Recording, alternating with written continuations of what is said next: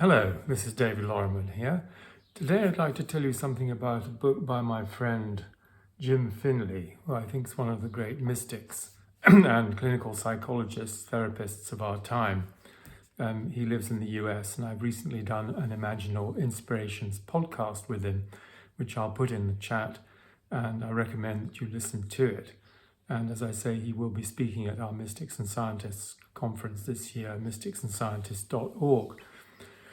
What this book is about really is the whole notion of being a wounded healer and of being able to help people through our own brokenness, which is a very profound life experience. And he says in the introduction here, the secret opening through which we pass into wholeness is hidden in the center of those wounds we are most afraid to approach. The door that grants us access to boundless fulfillment is hidden in the unfinished business of our lives, the place where we do not want to feel vulnerable, the things we tend not to sit with or listen to, and sometimes the sometimes sad, sometimes tender, sometimes disarmingly simple, sometimes joyful things that make up the intimate substance of who we really are and are called to be. And Jim was brought up with an alcoholic father who abused his children and his wife, and even threatened to kill him if he went to a monastery to respond to his calling to become a priest. Anyway, he goes to Gethsemane Monastery, where his novice master is none other than Thomas Merton, the great Catholic mystic, whose work you should certainly introduce yourself to. And Merton really takes Jim under his wing and teaches him some very important lessons. And I'll just read you a short passage when he describes this. So he gives him confidence really to enter into himself.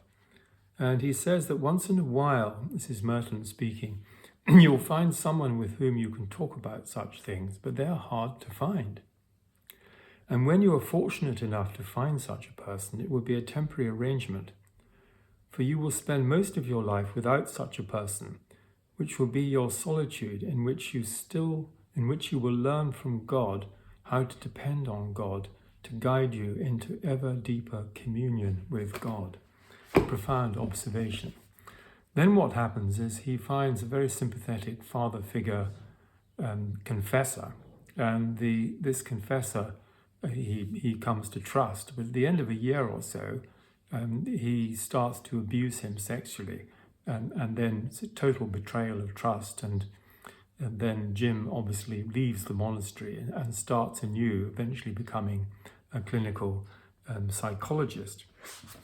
And at a certain point, he reaches this place of vulnerability, unknowing, and insight.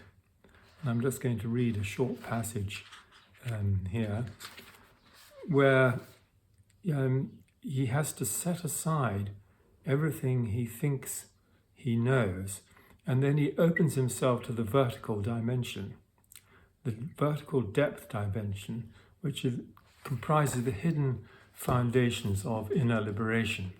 And now I'm just going to read you the final paragraph of my review, which is in the latest journal of the Scientific and Medical Network, which I've been editing for 40 years. And you can access this by joining the Scientific and Medical Network at scientificandmedical.net. Anyway, here's what I wrote. The circular healing path is one of repentance, responsibility, and mercy as we come up against the limits of life and have the courage to make a fearless inventory of our lives. What Jim calls the litany of wounded and wounding patterns persists until addressed with a more merciful understanding of ourselves, even as we learn to love and respect our wounds. This brings us to interiority and awareness as we come to see that we are all hidden with Christ in God. We ourselves are expressions of the mystery we are called to live and understand.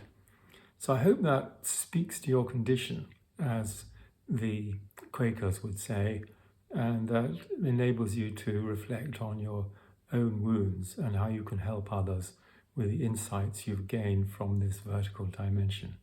Thanks for listening.